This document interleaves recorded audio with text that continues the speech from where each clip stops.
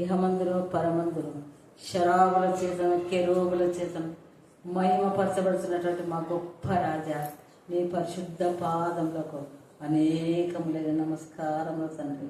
గొప్ప దేవానికి స్తోత్రములు స్తుతులు.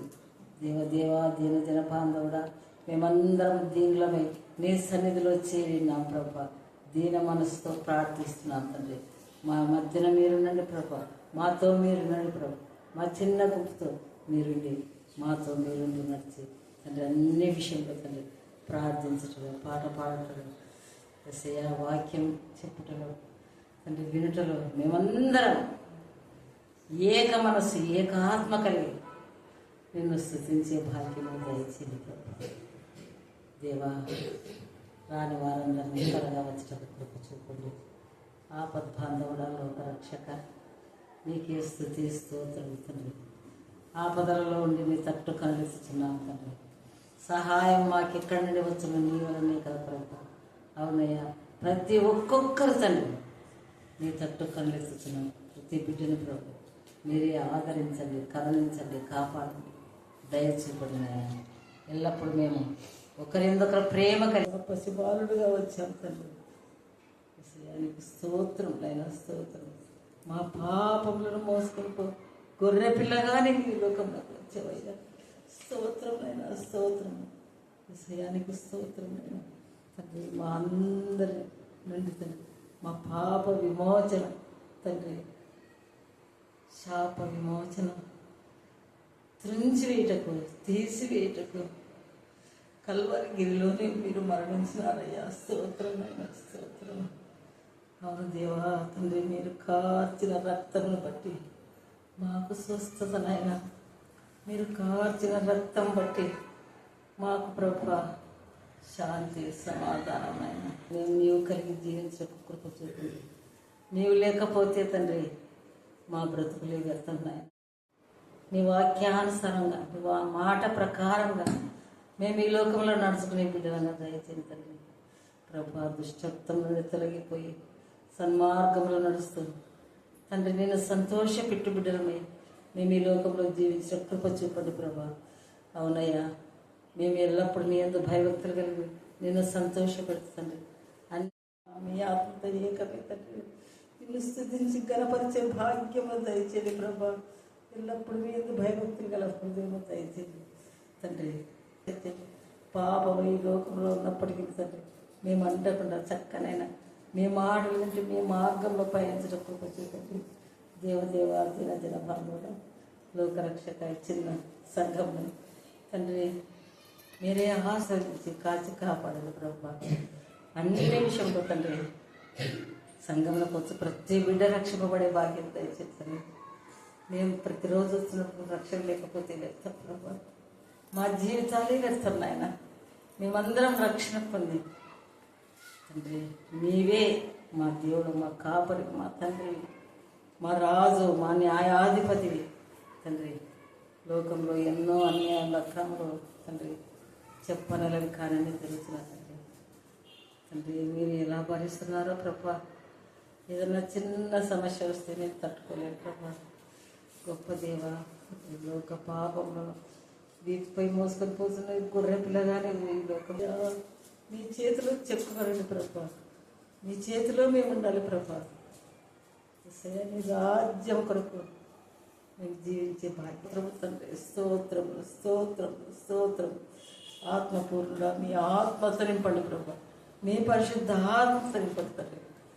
బయలువెళ్ళి ప్రతి వాక్కు ప్రభా మీ దృష్టికి యోగ్యంగా ఉన్నట్టు, మీకు అంగీకారం ఉన్నట్లు మా ప్రార్థన ఆలకించండి. అన్ని విషయంలో తండ్రి ఈ కుటుంబంతలో మీరే తోడు వాళ్ళని ప్రభా. అందరిని ఆశీర్వదించండి ప్రభా. చిన్న కుటుంబం చిన్న సంచరించి చూచువారు తిరుగులాడుచుండగా మనుష్య శల్య ఒకటైనను కనవలిన ఎడల పాతిపెట్టువారు హెమోన్ గోగు లోయలో దానిని పాతిపెట్టు వరకు అక్కడ వారేదైనా ఒక ఆనవాలు పెట్టుకుంటున్నారు. మరియు హమోనా అను పేరు గల ఒక పట్టణముండును. ఇలాగున వారు దేశమును పవిత్రపరచుదురు. నరపుత్రుడా, ప్రభువైన యెహోవా సెలవిచ్చినదేమనగా సకల జాతుల పక్షులను భూముఖములకన్నిటికీ ఈ సమాచారం తెలియజేయు. నేను మీ కొరకు వధించు బలికి నలుదిక్కుల నుండి కూడి రండి. ఇశ్రాయేళ్ల పర్వతముల మీద ఒక గొప్ప బలి జరుగును. మీరు మాంసము తిందురు, రక్తము త్రాగుదురు. బలాఢ్యుల మాంసము తిందురు, భూపతుల రక్తమును, బాషానులో క్రొవ్విన పొటేళ్ల యొక్కయు, గొర్రె పిల్లల యొక్కయు, మేకల యొక్కయు, కోడేళ్ల యొక్కయు రక్తము త్రాగుదురు. నేను మీ కొరకు బలి వధింపబోచున్నాను. మీరు కడుపారా క్రొవ్వు తిందురు, మత్తు కలుగునంతగా రక్తం త్రాగుదురు. నేను నేర్పరిచిన పంక్తిని కూర్చుండి గుర్రములను, రౌతులను, బలాఢ్యులను, ఆయుధస్తులను మీరు కడుపారా భక్షిందురు. ఇదే ప్రభుత్వం యెహోవా వాక్కు. దేవుడు తన పరిశుద్ధ వాక్యం గురించి తండ్రి మీ కృపా ప్రేమ మా దేశం బట్టి ప్రశస్తమైన మీ సన్నిధానములకు వధింపబడిన గొర్రెపిల్ల రక్తానికి ఎంత స్తుతించా కూడా తక్కువే. ఆత్మ ద్వారా అక్క చేసిన ప్రతి ప్రార్థన బట్టి మేము స్తుతిస్తున్నాం.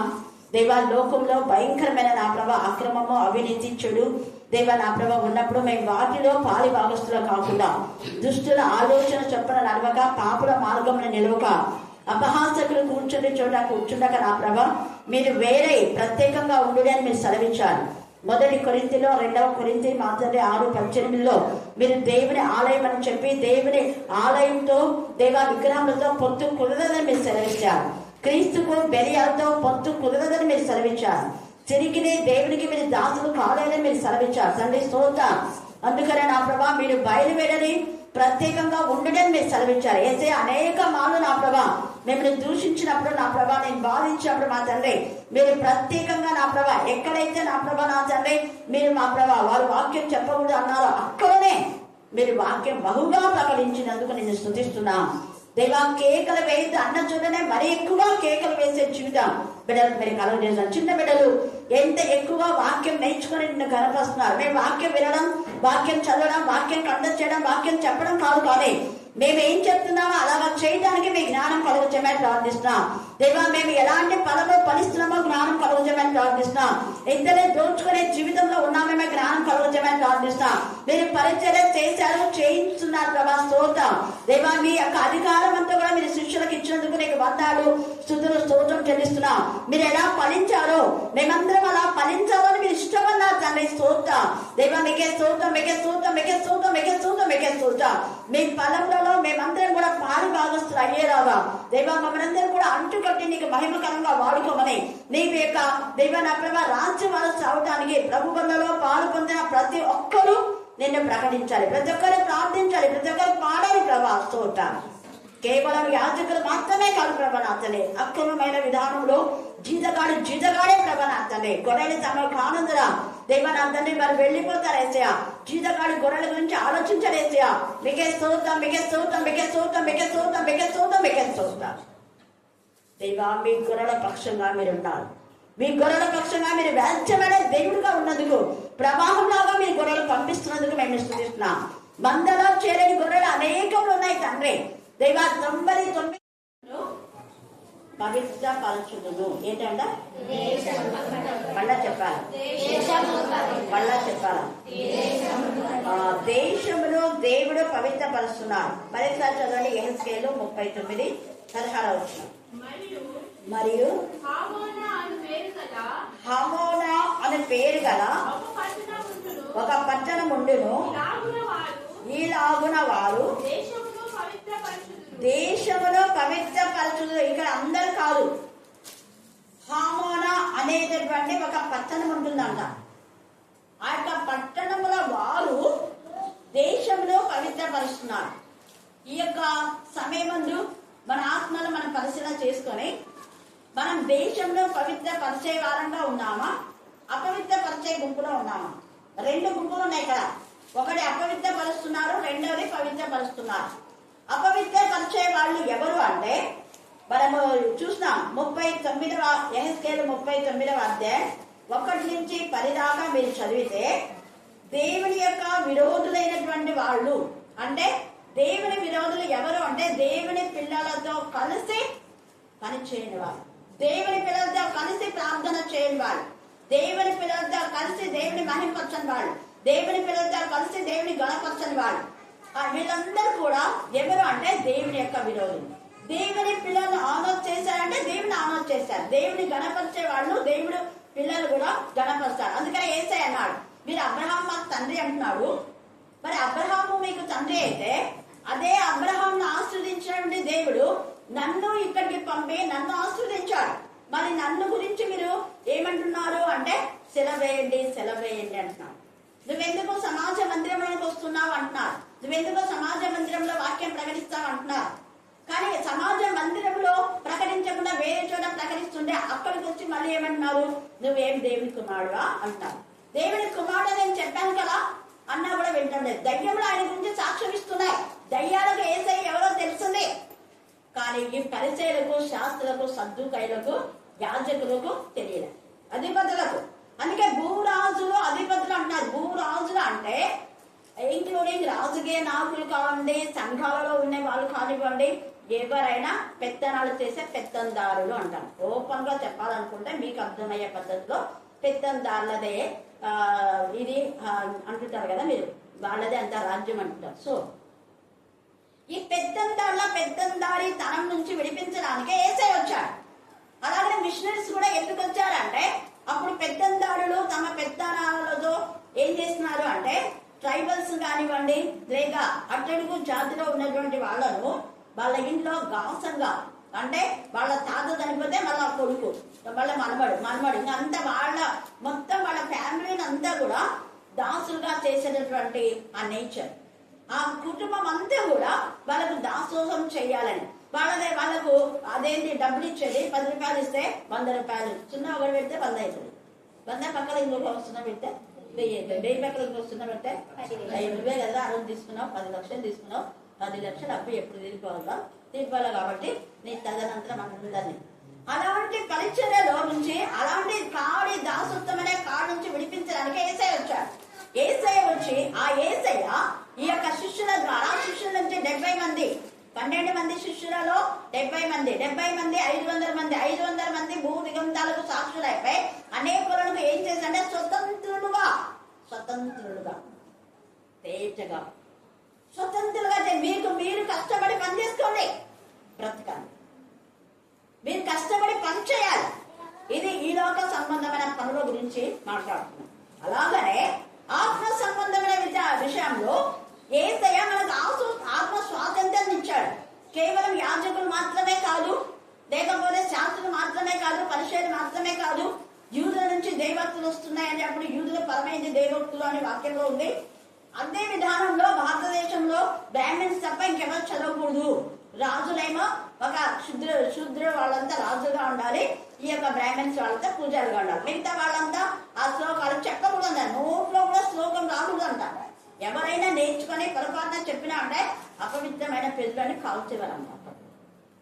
కొంతమందికి ఇది మంచిగుంది శ్లోకం అని అట్టడుగు జాతి వాళ్ళు, హరిజనులు కానివ్వండి, ట్రైబల్స్, ఎవరైనా కానీ నేర్చుకొని ఆ శ్లోకాలు వల్లించుకుంటాయి, ఇంట్లో పాడుతుంటాయి, వెంటనే వేరే వాళ్ళు విని ఆ పెదలను కడ్డీతో కాల్చేవాళ్ళం. అంత భయంకరమైన పరిస్థితి పూర్వం. అలాంటిది మన మిషనరీస్ వచ్చి ఇది కేవలము దైవజనులు మాత్రమే కాదు, అందరికీ దేవుని యొక్క వాక్యం ఎవరికి చెప్పండి, మళ్ళీ చెప్పాలి, ఇంకా గట్టి చెప్పండి, అక్కడ బయట అందరికి వినపడాలి, అందరి వాక్యం చెప్పాలి. అందరి వాక్యం చెప్పాలి అంటే మిషనరీస్ ఏం చేస్తున్నారు అంటే కొన్ని తరగతుల్లాగా విభజించినారు. ఏంటి ఆ తరగతులు అంటే, ఆదివార దినమున మాత్రమే పాస్టర్ చెప్పాలి, మిగతా టైంలలో స్త్రీల కుటుంబంలో స్త్రీలు మాత్రమే వాళ్ళు ప్రార్థన చేయాలి, వీళ్ళు రావచ్చు వెళ్ళొచ్చు, ఎక్కువ వాళ్ళు వాక్యం వాళ్ళు చెప్పకపోతే అప్పుడు పాస్టమ్మ కానీ లేదా టీచర్. అక్కడ మామూలుగా ఇప్పుడు ఇక్కడంతా కూడా మన ఫీల్డ్లో టీచర్స్ ఉన్నారు, తెలుసు కదా మీరు, టీచర్స్ చెప్పేవాళ్ళు. అప్పుడు అమ్మ చనిపోయినప్పుడు విమలమ్మ ఆంటీ చెప్పేవాడు, మేరం అవ్వ చెప్పేవారు, వాళ్ళు ఎవ్వరు రాకపోతే నేను చెప్పేదాన్ని. ఆ చిన్న వయసులో 5వ తరగతి 6 చదివేదాన్ని. ఇంకా ఎవరైనా చెప్పాలని అడిగేదాన్ని, వాళ్ళు చెప్పకపోతే నేను చెప్పేదాన్ని. అలాంటి పద్ధతులు అప్పుడు ఉన్నాయి. మేమే కదా కాస్తమ్మ నేనే అన్ని చేయాలనే పెత్తనాలు లేవు, పెత్తందారుల పెత్తనాలు తీసేస్తున్నాడు వేసే. కానీ ఇప్పుడు మళ్ళా పెత్తందారుల పెత్తనాలు వస్తున్నాయి కొన్ని సంఘాలు, కొన్ని అన్ని కాదు. హల్లెలూయా, హల్లెలూయా. అలాంటి సంఘాలు ఏవి అంటే అక్కడ వాక్యంలో ఉంది కదా, వాళ్ళు దేవునికి విరోధమైనటువంటి సంఘాలు, దుష్ట సంఘములు అని రాయబడింది. అలాంటి దుష్టులు ఉంటే దుష్ట సంఘం ఉంటుంది కదా. అపవిత్రం చేసేవారు ఉంటే సంఘం ఏమైపోతుంది, మీరు గట్టి చెప్పాలా, మళ్ళీ చెప్పాలా, సంఘం అపవిత్రం అయిపోతే పట్టణం ఏమైపోతుంది చెప్పాలా తొందరగా. ఏమి ఇంత చిన్న సింపుల్ క్వశ్చన్ గట్టి చెప్పండి. నోలేదా, తినలేదా, ఎవరైనా తిన్నారా లేదా, తిన్న వాళ్ళంతా గట్టి చెప్పండి త్వరగా. పట్టణం ఏమైపోతుంది, పట్టణం అపవిత్రం అయిపోతే ఇంకా రాష్ట్రం అపవిత్రమైతే, ఆ రాష్ట్రం అపవిత్రమైతే దేశము, తండ్రి అనే దేవుడు దేశం అపవిత్రమైంది. ముందు కుటుంబాలు అపవిత్రం అయిపోయింది, అదే కుటుంబాలు మందిరాలకు వచ్చి మందిరాలను అపవిత్రపరిచారు. మందిరంలో ఎప్పుడైతే అపవిత్రం అయిపోయినా పట్టణం అపవిత్రం అయిపోయింది. పట్టణాలు ఎప్పుడు అపవిత్రం అయిపోయాయో రాష్ట్రాలు అపవిత్రం అయిపోయినాయి. రాష్ట్ర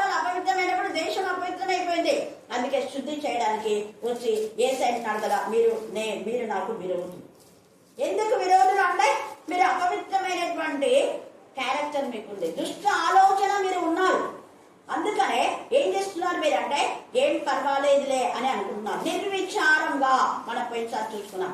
యెహెజ్కేలు 39:6 ఏమంటాడు? గోగు మాగోగు మీదికి ద్వీపములలో నిర్విచారంగా నివసించు వారి మీదికి అగ్ని పంపెదను. నిర్విచారంగా అంటే ఏం పర్వాలేదులే, వారానికి ఒక్కసారి పోయినా పర్వాలేదు, లేదా ఆ రాసిన ఆశీర్వాదం అప్పుడు పోయినా పర్వాలేదు, కానుకలు వేస్తాం కానుకల బాక్స్ లో కాబట్టి పర్వాలేదులే, పరలోక రాజ్యానికి వద్దాం అనుకున్నారు. అక్క చెప్పింది వాక్యం వినడం. ఇంకా కొంతమంది మేము కూడా వాక్యం యూట్యూబ్ లో చూస్తున్నాం. అక్క మీది అంతా మీ వాక్యాలంతా మేము వింటుకుంటున్నాం. అలా ఎన్ని వాక్యాలు విన్నా వాక్యానుసారంగా బ్రతుకు లేకపోతే దేవుని సన్నిధిలో దేవుని ఇష్టంగా ఉన్న విరోధులే. దేవునికి విరోధులైనటువంటి అపవిత్రులను దేవుడు ఊరుకోడు. వెంటనే ఆయన ఏం చేస్తున్నాడు అంటే వాళ్ళ మీద అగ్ని పంపిస్తున్నాడు. ఎందుకు అగ్ని పంపిస్తున్నాడు అంటే ఈ అగ్ని హృదయంలో మంటలాగుంటది, పీసులలో, కుటుంబంలో అగ్ని మండుతుంది, సంఘంలో అగ్ని మండుతుంది, దేశంలో అగ్నితో కాల్చి ఈ అపవిత్రపరిచిన చెత్త చెదారాన్ని గోగు మాగోగుని దేవుడు కాల్చేస్తాడు. అందుకే ఈ మాట చెప్తున్నాడు. ఎందుకు అంటే 7వ వచనంలో 7వ వచనం చదవాలి. నేను యెహోవానై ఉన్నానని అన్ని జనులు తెలుసుకున్నట్లు ఇక నా పరిశుద్ధ నామమునకు దూషణ కలుగనీయక నా జనులకు ఇశ్రాయేలుల మధ్య దానిని, ఆయన జనులం అయితే మరి ఆయన నామాన్ని ఒప్పుకునే వాళ్ళంగా ఉండాలి, కప్పుకునే వాళ్ళంగా కాదు. ఆయన నామాన్ని కప్పుకోవడం కాదు, ఒప్పుకునే వాళ్ళంగా ఉండాలి.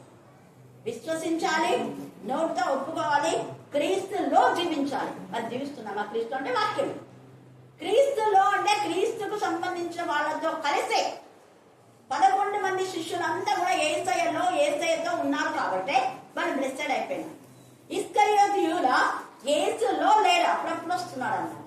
వచ్చి బయట ఎవరితో పెత్తనాలు అంటే పరిచయులతో, శాస్త్రులతో, సద్దుకాయలతో, యాజకులతో బాగా ఉంటే వాళ్ళు ప్రార్థన చేయడానికి ఇస్తారు, వాక్యం చెప్పడానికి ఇస్తారు అని యాజకులు కావాలి అని అనుకున్నారు. లేదా వాళ్ళు ఏదైనా డబ్బు ఇస్తారు, డబ్బుకు ఆశపడి వాళ్ళ దగ్గరికి వెళ్ళి డబ్బుకు ఆశపడి ఒకవేళ వస్తున్నామా, లేదా డబ్బు ఇచ్చి మందిరాల్లోకి వచ్చే వాళ్ళు కూడా ఉంటారు కొంతమంది. అంటే అది ఇచ్చి 10 రూపాయలు ఇచ్చి 100 రూపాయలు తీసుకునే నేర్చు, 10 రూపాయలు ఖర్చు పెట్టి 100 రూపాయలు దాక్కునే జీవితం. అలాగే మనం ఉన్నామా?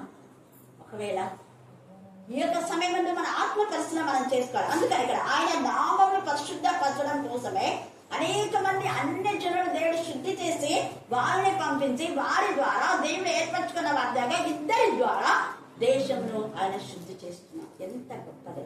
పరిశుద్ధత అంటే చాలా చాలా ఇష్టం.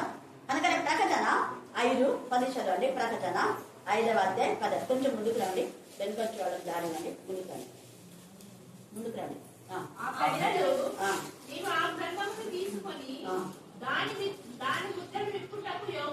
దాని ముద్దలు విప్పుటకు యోగ్యుడు. నువ్వు వధింపబడిన వాడవై నీ రక్తం ఇచ్చి ప్రతి వంశంలోను ఆయా భాషలు మాట్లాడు వారిలోను ప్రతి ప్రజలోను ప్రతి జనంలోను దేవుని కొరకు మనుషులను కొని మా దేవునికి వారిని ఒక రాజ్యంగాను అండర్లైన్ చేసుకోండి. వాళ్ళు ఎవరు అంటే ప్రతి వంశంలో, not only pastors, not only bishop, రెవరెండ్లు మాత్రమే కాదు. ఇక్కడ ఆయా భాషను మాట్లాడు వాళ్ళు ప్రతి వంశంలో. మరి ప్రతి వంశానికి మనం సమయం ఇస్తున్నామా? మందిరాల్లో ఆయా భాషను మాట్లాడడానికి సమయం ఇస్తున్నామా? దేవుడి మందిరాల్లో ప్రతి ఒక్కరు వాక్యం చదవాలి, ప్రతి ఒక్కరు వాక్యం ప్రకటించాలి అని అనుకుంటున్నామా?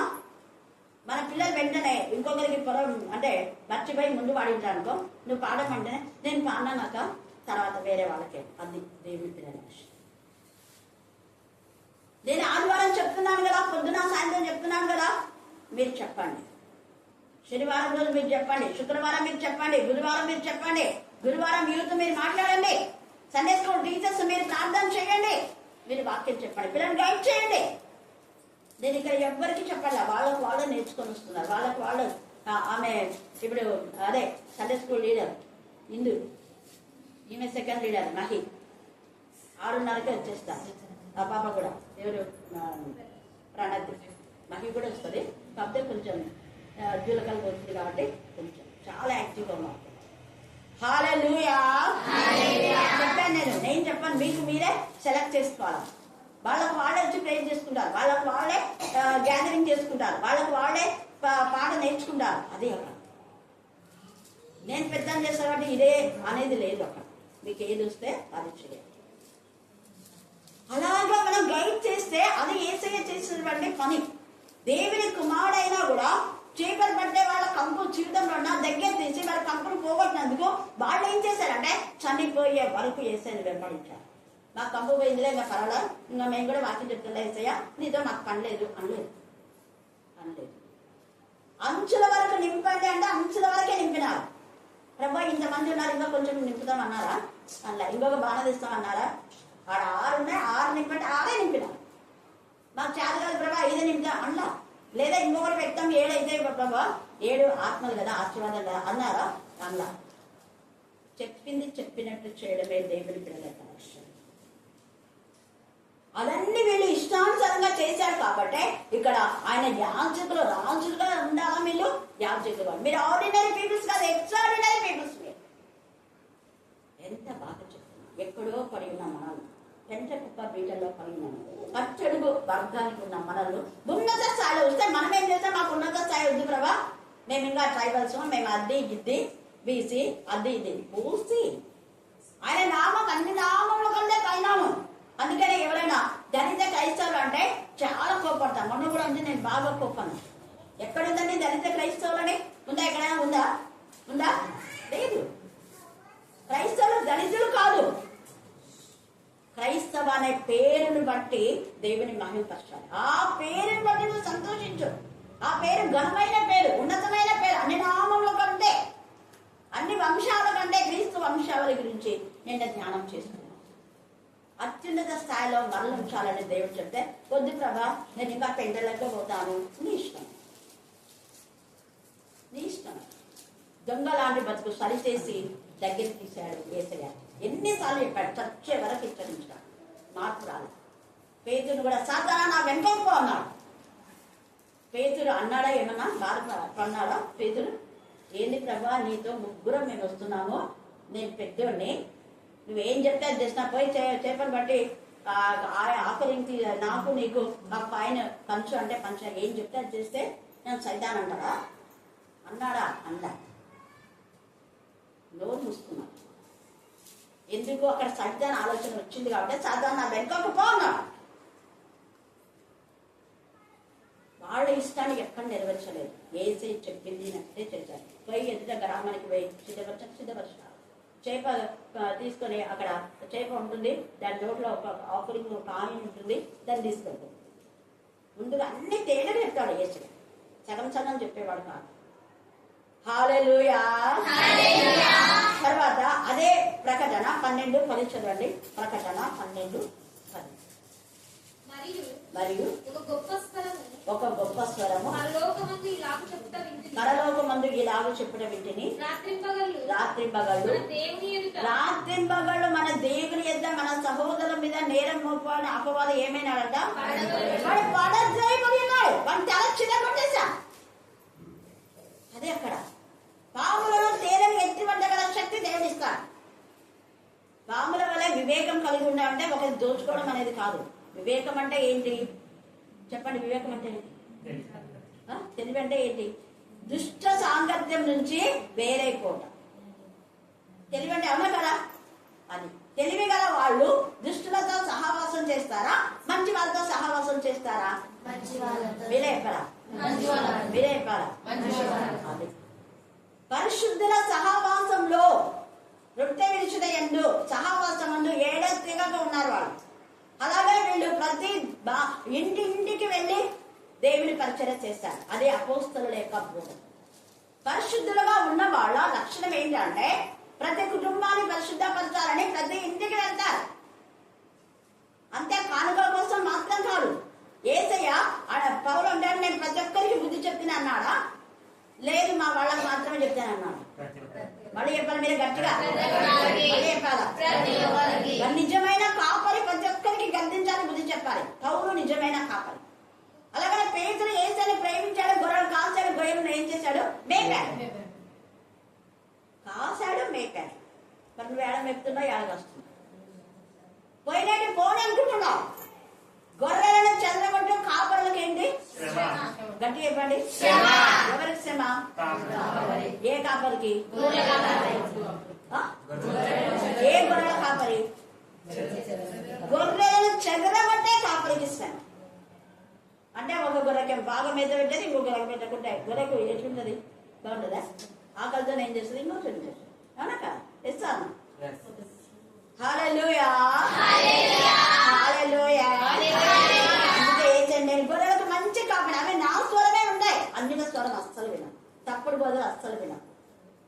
వాటికి నేను ఇంకా ఎత్తైన స్థలం తీసుకుంటా. ఈ మేత సాగుంటే ఇంకా కొంచెం మేత పెట్టాలి. కాపరి లక్షణం అనేది. పెద్దవాళ్ళు పాడేవాళ్ళు, ఇప్పుడు పిల్లలు పాడుతున్నారు, వాక్యం చెప్తున్నారు. దేవునికి స్తోత్రం. హల్లెలూయా. బలమైన ఆహారము పిల్లలకు మాత్రమే కాదు, పిల్లలు కూడా, పెద్దలకు పిల్లలు. అందుకే ప్రకటన తర్వాత 11 చదవండి, 12, 11. చూడండి, ఎవరు వీళ్ళు? పరిశుద్ధులు. ఎవరు వీళ్ళు? ప్రత్యేకించబడిన వాళ్ళు. ఎవరు వీళ్ళు? ఏర్పరచబడిన వాళ్ళు. ఎవరు వీళ్ళు? ఏసే రక్తంలో కడగబడిన వాళ్ళు.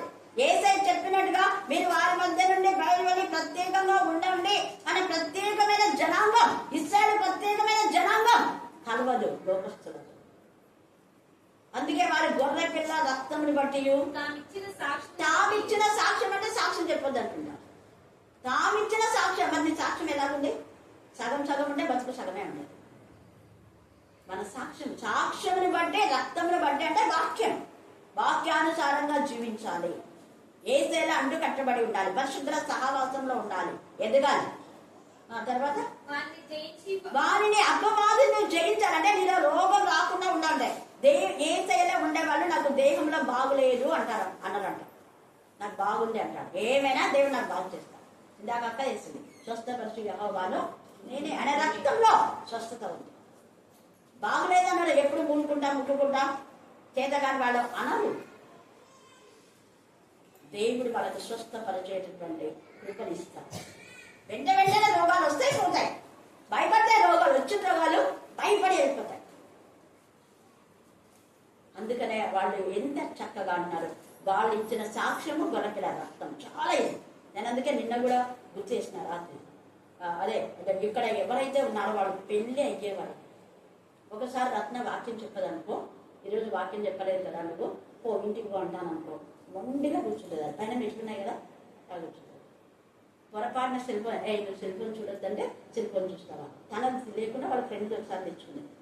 బాగా అర్చన, నువ్వు ఆ పిల్లకి ఇచ్చినావు అంటే ఇచ్చి వచ్చింది. నువ్వు వేరే వాళ్ళ సెల్ఫోన్ తెచ్చుకున్నావు అంటే నేను లోపలికి రానివ్వను చెప్పేస్తాను. నేను పోయింది అనుకున్నాను. కానీ చూస్తే తర్వాత మధ్యరాత్రి ఒకసారి కుక్కకు చలి పెడుతుంది, అది కప్పనికి వస్తాను. చూస్తే 11 గంటలు చూస్తే అట్లనే ఉంది. మళ్ళీ అందులో కూడా వచ్చేసింది. ఎందుకు నేను చెప్తున్నా అంటే ఆ ప్రేమ అలాంటి. పిల్లల తల్లు ఇలా దోసేస్తారనుకో, ఏం చేస్తారు చెప్పాలి మీరే? దగ్గరకు వచ్చి వెడబడుకుంటారు. నన్ను తోస్తావా అని. మనం వెడబడుకుంటాం ఫస్ట్. ఎంత పొడి నీ చేయిందో తోసిపోయింది. ఎన్నిసార్లు వస్తే అన్నిసార్లు నేను పట్టుకుంటాను. అది పిల్లల నిజమైన పిల్లల లక్షణం. ఇక్కడ ఇస్కరియోతు యూదా పోయినాడు, మళ్ళా రాలేదు. ఏం చేస్తున్నావు నువ్వు అన్నాడు. అలాగనే వాళ్ళతో వెళ్ళిపోయాడు. ఏసైతో లేడు, బతుకు నాశనం చేస్తున్నాడు. దేశంలో పవిత్రపరచు. వాడి యొక్క శరీరం, మన శరీరమే దేహం, మన శరీరమే దేశం. 101వ కీర్తనలో నమ్మకస్తులైన వారినే నేను ఉంచుకుంటా, నమ్మకస్తులు లేని వారిని నాకు దూరంగా. మోసం చేయవాడు నా ఇంట ఉండరాదు అంటాడు. ఎప్పటికెప్పటికే కడుపు మొక్కలు తీసేస్తాను. నా దగ్గర ఉన్న పిల్లలు ఎవరైనా కూడా ఒక్క సెకండ్ కూడా వాళ్ళలో ఉంచాను. అది ఉంచిందా అంటే చేదైనా వేరు ఏదైనా కలిసి మిమ్మల్ని ఏం చేస్తుంది? అది కలవరం, మీకే కలవరం. అపవాది అలా దూరం చేసేస్తాడు. వాడు అర్ధగంట దూరం చేస్తాడు, గంట దూరం చేస్తాడు. ప్రార్థన చేస్తాడు, ఒక వారం నెల తర్వాత అవుతాడు. అలాంటి వాళ్ళు చాలా మంది దూరం అయిపోయినారు, అల్లాడుతున్నారు. అందుకే ఇక్కడ ఏమంటున్నాడు చూడండి, గొర్రెపిల్ల రక్తము సాక్ష్యం. తర్వాత 13వ అధ్యాయం 5వ వచనం 8వ వచనం చదవండి. ప్రకటన. డంబపు మాటలను దేవ దూషణలు పలుకు నోరు దానికి ఇవ్వబడి. ఎవరికి అంటే దానికి, ఎవరికి యెజబెలు లేదా అపవాది యొక్క సాతానుకు. వాడెప్పుడు దేవుని పిల్లల పైన టార్గెట్ చేసుకుంటాడు. మేము బాగా వాక్యం చెప్తాం, మేమే చెప్పాలి, మేము బాగా ప్రాణం చేస్తాం, మేమే ప్రాణం చేయాలి, వేరే వాళ్ళు చేయకూడదు. ఉందే వాక్యంలో? స్త్రీలు ప్రభువులు ఇవ్వకూడదు అని ఉందే వాక్యంలో? తప్పుడు బోధన కాదా? చెప్పండి మీరే. Very good. పిల్లలకి ఎంత చక్కగా ఇస్తాను. ఇందాక చదివినారు కదా, మీరంతా రాజులు, యాజకులు. పురుషులు మాత్రమే రాజులు, పురుషులు మాత్రమే యాజకులు ఉందా? లేదు. ప్రతి వంశం, ప్రతి జాతి మీరందరూ క్రీస్తు రక్తంలో కడగబడిన వాళ్ళందరూ. అందుకనే గలతీ 3:20 స్త్రీ అని పురుషుని హెల్లెనీయుడని ఏ పేదండి. మొదటి కొరింథీయులో ఎందుకు చెప్పాడంటే అక్కడ భర్తలు సిగ్గు పోయేలాగా వాళ్ళు మాట్లాడుతున్నాయి. గట్టిగా బావుకేకలు వేసి గొడవపడుతుంటే, అమ్మ మీరు సంఘంలో మాట్లాడుతుందండి అమ్మా, మీ భర్తలు ఉన్నారు, వాళ్ళు మాట్లాడతారులే అన్నా. అక్కడ అది జరిగింది. అదే మాట చెప్తే మనం మీ భార్యలు, మీ అక్క చెల్లెళ్ళు ఎందుకు మాట్లాడుతున్నారు సంఘంలో అంటాడు దేవుడు, అనా కదా. అందుకని ఇక్కడ అపవిత్రత తొలగించడానికే ఇక్కడ ఈ 13వ అధ్యాయం 5-8వ వచనంలో అదంతా ఉంది. మీరు తర్వాత చదువుకోండి. తర్వాత మనం ఆయన నామములకు దూషణ కలగకుండా ఆయన జనులు ఆయన ప్రత్యేకించి ప్రతిష్ఠించుకున్నాడు. తర్వాత 10వ వచనంలో ఎవరెవరైతే దేవుని పిల్లల యొక్క సమయాన్ని, ఆత్మీయ స్థితిని దోచుకున్నారో వాళ్ళని దోచుకునేలా చేస్తాడు. అంటే వాళ్ళ ఆత్మీయ స్థితిని పడిపోయేలా చేస్తాడు దేవుడే. 10వ వచనం మీరు చదువుకోండి, టైం లేదు ఇక్కడ. ఆ కొల్ల సొమ్ము తామే కొల్ల పెట్టుదురు. ఎంత తేటగా మాట్లాడుతున్నారు. అంటే ఏదేదైతే ఆత్మీయంగా ఎదగకుండా వాళ్ళ యొక్క టయాన్ని లాక్కున్నారో ఆ విధానంలో వాళ్ళ సమయం దేవుడు లాక్కునేలా చేస్తారు. దేవునికి దూరం అయ్యేలా అయిపోతారు. ఈ 10వ వచనంలో ఇండర్ మీనింగ్ చాలా ఉంది. మీరు తర్వాత బాగా చదువుకోండి. భార్య తలల పైన నిప్పుల కుంపడించుతారు, వారి తగిన గుంటలో వాళ్ళే పడతారు. అది కీర్తన 22లో తేటగా ఉంది. అక్కడ చాలా మంది కుక్కలను చుట్టుకొని ఉన్నాయి. తర్వాత భాషను బలమైన వృషభాలు, ఆ భాషను బలమైన వృషభాలు లాంటి వ్యక్తులు, కుక్కల స్వభావం గల వ్యక్తులు, గుంట నక్కలు లాంటి స్వభావం గల వ్యక్తులు ఎవరైనా ఉన్నా అంటే ఈ భూరాజులు వాళ్ళందరి కడయబరంలో ఇక్కడ 14వ వచనంలో పాతి పెట్టి దేశంలో పవిత్రపరిచారు. 14వ వచనం పవిత్రపరిచిన తర్వాత ఎవరెవరైతే చనిపోయారో వాళ్ళందరూ కూడా ఈ హామోనా అనే పేరు గల ఒక పట్టణం ఉంది, ఆ దేశంలో పవిత్రపరిచింది. పవిత్రపరిచిన తర్వాత దేవుడు నలుదిక్కుల నుండి ఇశ్రాయేలుల పర్వతం మీద ఒక గొప్ప బలి జరుగుతుంది అన్నారు. 17వ వచనం 18వ వచనం అండి. బలార్జులు అండర్లైన్ చేసుకోండి. అంటే మారి పెద్దానం అని గర్వించి అహంకారంతో బలహీనులను బలపరచకుండా, బలహీనమైన గొర్రెలను బలపరచకుండా, గాయపడిన గొర్రెలేక గాయం మాన్పకుండా బలమైన గొర్రెలు మాత్రమే వాడేలా చేసేటటువంటి వాళ్లను శిక్ష. తేటగా మాట్లాడుతున్నా. అందుకనే బలమైనటువంటి బలార్జున మాంసమును, భూపతుల రక్తమును, భాషాలలో క్రొవ్విన పొట్టేళ్ల యొక్కయు, గొర్రె పిల్లలు కూడా గొర్రె పిల్లలని అనుకుంటున్నారు. మేము దేవుడి గొర్రెలను అనుకుంటున్నాం, కానీ గొర్రె బాగున్నాం. తోడేలు ఏం చేస్తుంది అంటే భక్షిస్తుంది. ఏం భక్షిస్తుంది అంటే మన టయాన్ని వాడు తీసుకుంటాం, మనం ఎదగకుండా చేస్తాడు వాడు. అందుకే ఇర్మియా ఆత్మలో హతుడైన వారి కోసం కన్నీరు కార్చాడు. అయ్యో పిల్లలందరూ కూడా వాక్యం చెప్పలేకపోతున్నారే, ప్రార్థన చేయలేకపోతున్నారే, ఈ బలాఢ్యులదే అయిపోయింది అంతా పెత్తనాలు అని ఇక్కడ ఇర్మియా ఒగ్గస్తూ ఉన్నాడు. ఆత్మలో హతులైన వారి కోసమే ఏడుస్తూ ఉన్నాడు. ఆత్మలో పడిపోయినాడు, ఆత్మలో సన్నగిలిపోయాను. వాళ్ళకి అవకాశం లేదు, ప్రకటించాలని ఉంది, ప్రకటించాలని పరిస్థితి. ప్రార్థన చేయాలని ఉంది. నేనంట మందిరంలో చేస్తేనే ప్రార్థన కాదు, మందిరంలో ఎక్కడైనా ప్రకటించవచ్చు. మందిరంలో కూడా చేయాలి ఖచ్చితంగా. మందిరంలో అందరికి అవకాశం ఇవ్వాలి. ద సేమ్ వే మనం ఒక్క చోట కాదు. నేను వాళ్ళకి చెప్పినా ఇళ్ళకి చెప్పినా అన్నగారు ప్రతిరోజు చెప్పాలి. ప్రతిరోజు ఒక్కరోజు కాదు. తర్వాత అంటున్నాడు చూడండి, ఇంకా చదవండి. మేక అంటే మేకపోతు గంభీరం ఉండేటటువంటి మేకల యొక్కయు తోడేల యొక్కయు రక్తము తాగుదురు. నేను మీ కొరకు బలి వధింప. ఎవరి కొరకు? పక్షుల కోసం. చూసారా, మీరు బాగా తినండి అని పక్షులను ప్రేమించినాడే కానీ వీళ్ళకు శిక్ష. గుర్తుపెట్టుకో. ప్రకటన 8లో గడ్డికైనా హాని చేయకూడదంట. గడ్డికి కానీ ఏ మంచి మొక్కలకు నువ్వు హాని చేయకూడదు, కానీ మనుషులకు మాత్రమే హాని చేయాలి. 9వ అధ్యాయం ప్రకటన 9వ అధ్యాయం గడ్డి మొక్కలు కూడా చేయకూడదు.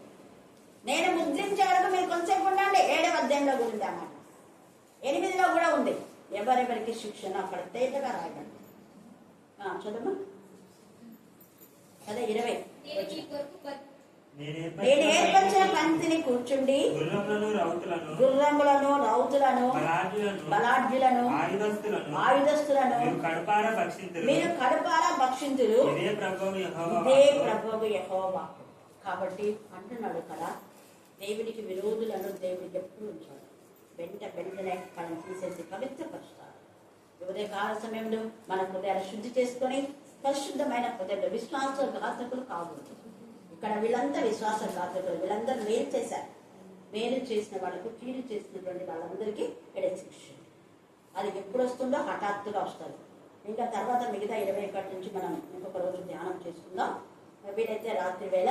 కాబట్టి మనం శుద్ధీకరింపబడిన వాళ్ళమే. మనం వ్యక్తిగతంగా పరిశుద్ధంగా ఉంటే కుటుంబాలు పరిశుద్ధంగా ఉంటాయి. కుటుంబం పరిశుద్ధంగా ఉంటే వీధులు పరిశుద్ధంగా ఉంటాయి. వీధులు పరిశుద్ధంగా అంటే సంఘం పరిశుద్ధంగా ఉంటుంది. సంఘం పరిశుద్ధంగా అంటే పట్టణాలు పరిశుద్ధంగా ఉంటాయి. పట్టణాలు పరిశుద్ధంగా ఉంటే రాష్ట్రాలు పరిశుద్ధంగా ఉంటాయి. రాష్ట్రాలు పరిశుద్ధంగా ఉంటే దేశం పరిశుద్ధంగా ఉంటాయి. కాబట్టి మన దేశంలో పరిశుద్ధపరచుకోవడానికి మన వంతు ప్రయత్నం మనం చేస్తాము. దేవుడు 101వ కీర్తన చదువుకోండి. అక్కడ తేటగా దేవుడి మీద మాట్లాడతాం. దేవుడు ఈ లేఖన భాగం దేవుడి నుంచి ఆశీర్వదించుగాక. ఆమేన్, ఆమేన్, ఆమేన్.